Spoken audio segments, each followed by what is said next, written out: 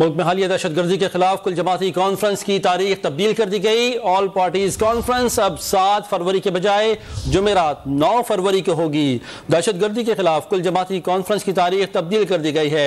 All parties conference जो कि 7 फरवरी को शेड्यूल थी, अब वो 7 के बजाय जुमेरात 9 फरवरी को होगी।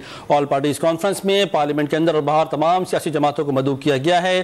तहरीक इंसाफ को भी ऑल पार्टीज कॉन्फ्रेंस में शिरकत की दावत दी गई है।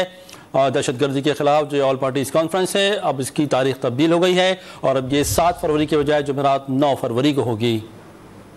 मजीद जानेंगे डॉन न्यूज़ के नुमाइंदे अब्दुल्ला मोमन से। अब्दुल्ला, बताइएगा तारीख की तब्दीली की वजूहात क्या सामने आई हैं?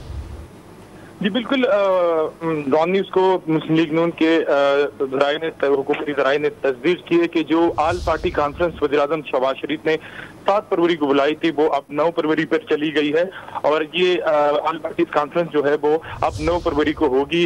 मुल्क में जो बढ़ती हुई दहशतगर्दी है, वज़ीर-ए-आज़म ने एपेक्स कमेटी के इजलास की सदारत भी की पेशावर में, और अब तमाम सियासी जमातों को यकजा करके ऑल पार्टी कॉन्फ्रेंस बुलाई गई थी, लेकिन अब इसकी तारीख में तब्दीली की गई। एक वजह ये भी है कि पाकिस्तान तहरीक इंसाफ के अंदर भी एक मशावरत जारी है और अभी तक उन्होंने 2 ऑप्शन रखे कि सियासी पॉलिटिकल इंजीनियरिंग और इलेक्शन की डेट दे दे।